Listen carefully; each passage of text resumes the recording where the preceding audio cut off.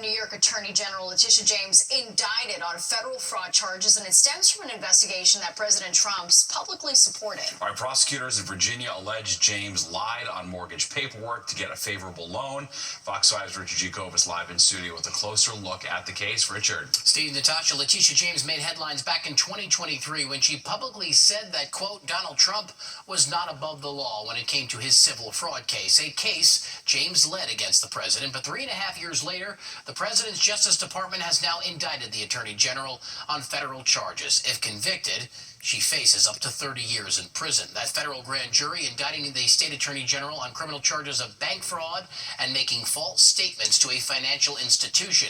The 2-count indictment alleges that James bought a 3-bedroom home in Norfolk, Virginia, using a mortgage loan that required her to use the property as her second residence and did not allow for shared ownership.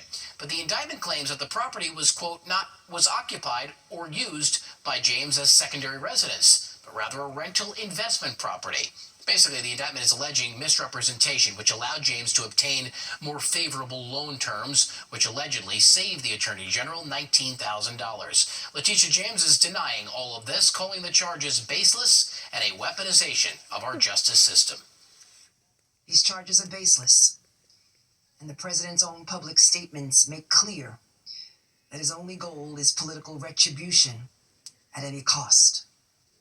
The president's actions are a grave violation of our constitutional order and have drawn sharp criticism from members of both parties.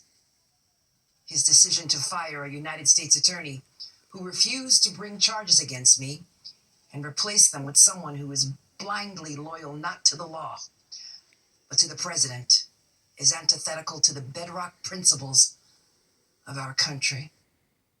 It's a valid argument, say some experts, being that the president has vowed political retribution against his enemies, vowing just last month in a Truth Social post to Attorney General Pam Bondi, "We can't delay any longer. It's killing our reputation and credibility." Attorney Ken Belkin says this can be perceived as political, but at the same time was a crime actually committed.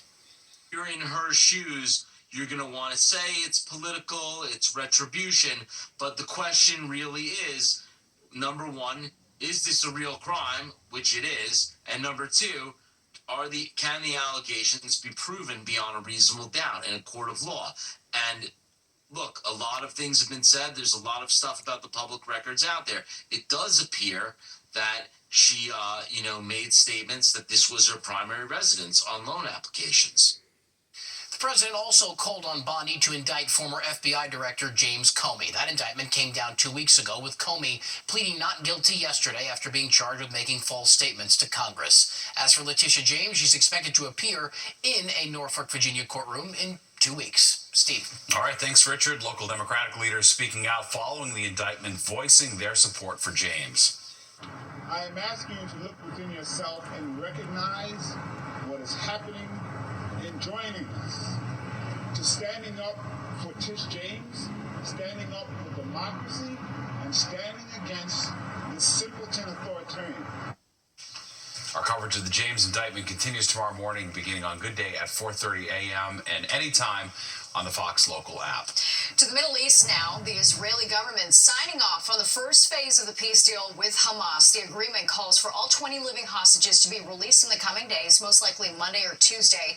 That's in exchange for 2,000 Palestinian prisoners. Now, there are other aspects of the peace deal brokered by the president that are still uncertain, like whether and how Hamas will disarm and who's going to govern Gaza.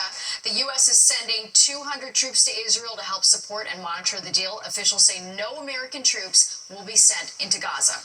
I've never seen anything like it. The streets of so many countries right now, they're just roaring with love and with praise for the people that did this. And these are countries that did this. The whole world came together.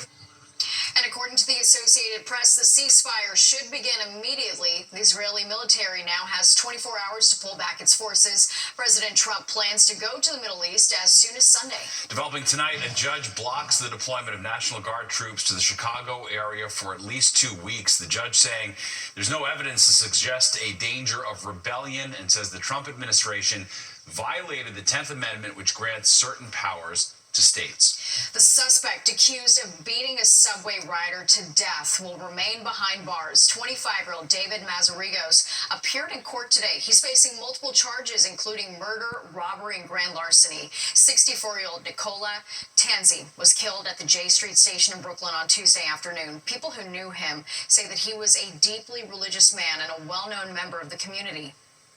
Very often would come to Mass here at St. Dominic's Church, either the 9 a.m. English Mass on Sunday or the 10:15 Italian Mass on Sunday.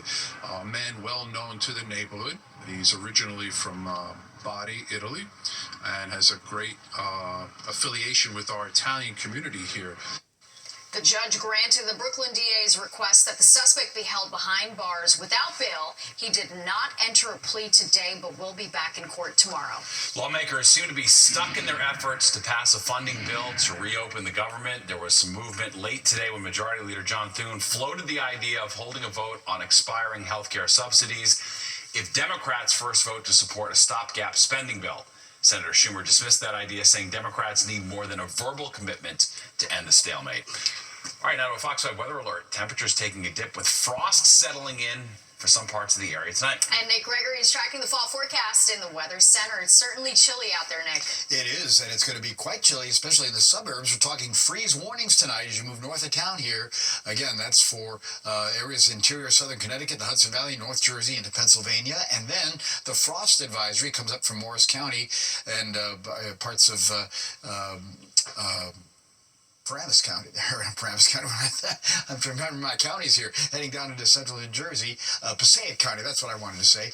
As we go and take a look at our temperatures again, we're talking readings on in the 30s now. You get from Poughkeepsie, Sussex towards Monticello. It's still 50 in the city, though 40s as you head onto the island. Hamptons there at 34, mid 40s down the Jersey Shore. A calm or a northeast wind that's going to persist, bringing in the cool air. The sky is clear. The high pressure zone kind of sitting in upstate New York, which again has brought down that northeasterly wind with the cooler air. But again, showers are developing to the south here. That's going to be that coastal storm on the way. Look at the overnight lows running down to the upper 20s, lower 30s in those colder spots northwest, mid 40s in the city.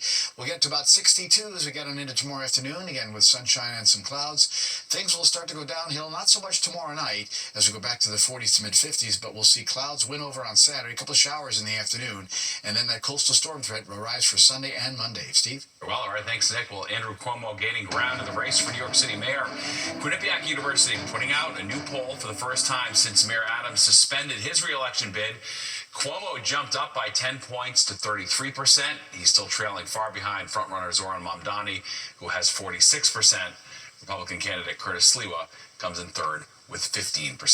And Zoran Mamdani is sitting in for a discussion with the nonprofit Association for a Better New York. Mamdani told the crowd affordability is the #1 issue he hears from voters, and he also commented on the government shutdown. Mamdani says he is proud of the New York congressional delegation for standing strong to fight against cost increases for health care. And Curtis Sliwa campaigning once again in the subways. He greeted New Yorkers at the 68th Street Hunter College 6 train station. Sliwa says that the transit system is a key issue for New Yorkers, claiming his opponents are not paying enough attention to it. He says more needs to be done to stop fare evasion and address emotionally disturbed people on the subway. No campaign events were scheduled for Andrew Cuomo today. Well, the pursuit of justice for a grieving family whose inheritance was stolen out from under them. Yeah, the Manhattan DA bringing charges against a group accused of stealing a brownstone from the family's deceased grandmother. A lawyer breaks down how this even happened. And a redesign in Central Park promised to improve safety for pedestrians, but one group says e-bike riders are ignoring the rules of the road. And a diss track lawsuit dismissed why a judge tossed Drake's defamation case over the song Not Like Us. The 2026 FIFA World Cup, Fox 5. A group busted by the Manhattan DA for an alleged fake air scheme. Yeah, the men are accused of taking advantage of a grieving family, stealing their grandmother's $1 million brownstone. All right, Fox 5's Kendall Green explains how this type of fraud can happen. I just learned about it about 72 hours ago.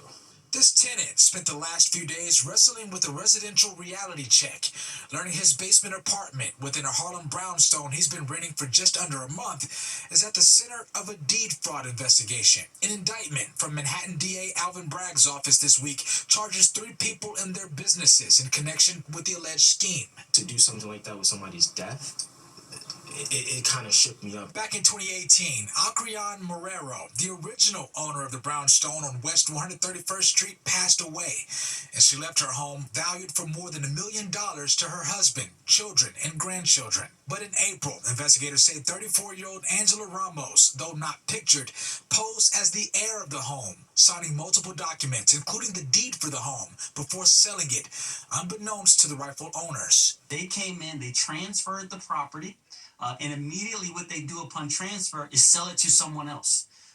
And no money is actually exchanged hands. Ramos allegedly sold the property to 41-year-old Young Ki Lee, who posed as a straw buyer, yet another person in the alleged scheme.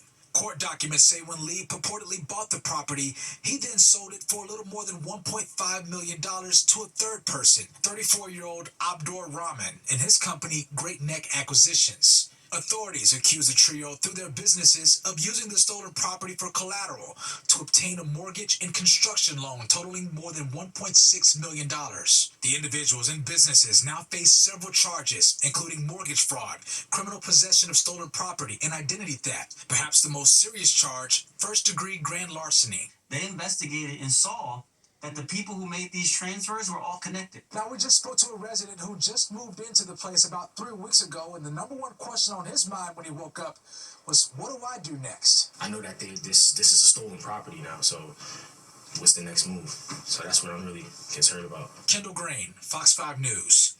A federal judge dismisses Drake's defamation lawsuit against his own label, Universal Music Group. The suit, filed in January, alleged that UMG published and promoted a track on Kendrick Lamar's diss track, Not Like Us, which included false pedophilia allegations against Drake. Today, the judge ruled that Lamar's words were opinion, though the rapper himself was not named in the suit. Well, the Loop in Central Park is in the middle of a redesign. It focuses on improving safety for pedestrians and bicyclists. New lanes separate the two on the road, but some say that the change is making it dangerous for people to cross the path. Fox 5's Sharon Crowley talked to park goers about their collisions and near collisions. Navigating Central Park safely can be challenging as so many cyclists, runners, walkers, and now e-bikes and e-scooters share the road. The New York City Department of Transportation is trying to make things safer here. The NYC DOT recently renewed a pilot redesign plan to create new traffic signs to better direct visitors on 2 feet or 2 wheels. However, a group of safety advocates say the DOT's project is not working, especially the part of the pilot program that permits e-bikes and scooters on park drives. I believe that e-bikes should be banned from parks, not just Central Park, but every single park in this city. The New York City E-Vehicle Safety Alliance gathered outside the Central Park Conservancy headquarters on Fifth Avenue to raise their concerns. They want all e-vehicles banned from Central Park and all public parks in New York City. Our parks are the only place that New Yorkers have to escape the e-bike crisis. Many gathered here holding pictures of those injured in a collision in the park with an e-vehicle. They shared this video with us. They say shows just how dangerous it can be to try to cross the road inside Central Park, even with the DOT's new signs urging cyclists and e-bikes to give pedestrians the right of way. I was hit by an electric scooter in Riverside Park. I was biking. I used to be a huge biker, and then this happened to me. I have 5 titanium plates. I had 2 different surgeries. The DOT says that since the pilot program started, they have not seen any uptick in reported pedestrian injuries in Central Park. The DOT says so far this year, 21 pedestrians have been injured in Central Park. 20 people were hurt here last year and 21 in 2023, when the redesign plan first started. But safety advocates believe the DOT's numbers do not reflect what's actually happening. 90% of our victims do not have a police report. Therefore, their accident doesn't show up on DOT stats. Those who are working for more safety here in Central Park say they're not giving up. They're working to change laws in City Council and even in Albany. They want to permanently ban e-bikes here in Central Park. Sharon Crowley, Fox 5 News. Well, the first big storm of the season barreling towards NYC. And Nick is at the weather map tracking the timing of the nor'easter. Plus this. This week on Talking with Natasha, Steve and I sit down with Summer House star Carl Radke, opening up about the moment that made him get sober after watching himself on reality TV and why he's now pouring his energy into Brooklyn's newest non-alcoholic bar, Soft Bar. Carl, you are running the New York City Marathon in 3 weeks. 3 weeks. What's the first thing you're going to have after the race? Ooh, I mean, I'm going to go to Soft Bar because that's my new business we just opened in Greenpoint. A brand new episode of Talking with Natasha drops Thursday on the Fox Local app and on YouTube.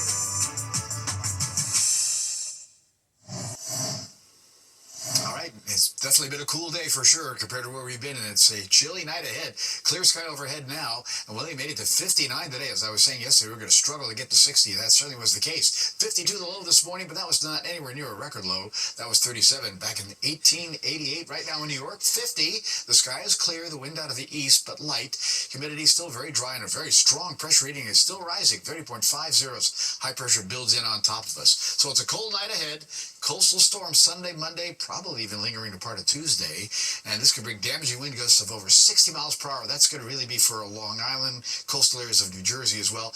And with that said, with that strong easterly wind, they'll be likely to see moderate coastal flooding going on. All right, well, down to the 30s now, North Jersey, northeastern Pennsylvania, there's Scranton, up towards Poughkeepsie there, and even the east end at 33 by the Hamptons, still 50 in town, upper 40s just about everywhere else. So numbers are down 7 to as much as 19 degrees from this time last night, as the northeast wind has been rather persistent.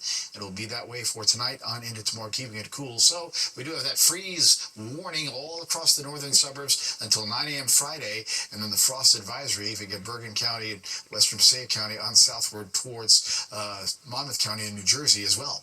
All right, highs for the day, not so high, upper 50s about 60. Average high should be about 67 as we noted. So it's going to stay quite chilly tonight, and again, northeast temperatures only in the 50s everywhere you look today. Providence back towards Rochester, 60s down to Washington, D.C., and lower 60s as you head westward from Cleveland towards Chicago. All right, we'll take a look at the satellite view. And again, we're all clear for now.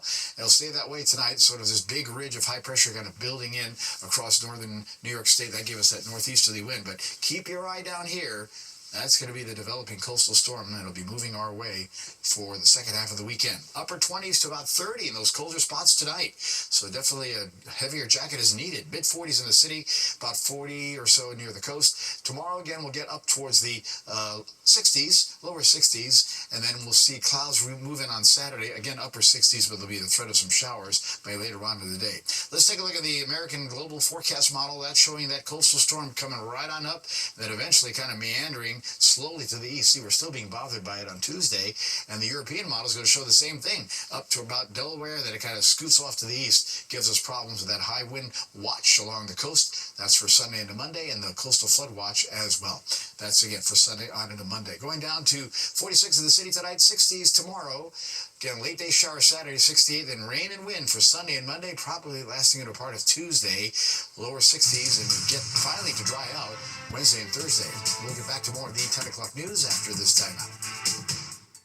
Don't go anywhere, Battleground NYC. The fight for your vote is next with host SE Cup. Okay, that does it for us tonight. If you missed any part of the 10 o'clock news, you can always catch an encore on our free streaming app, Fox Local. Where you can stream our newscasts anytime. Have a great night, and we'll see you tomorrow.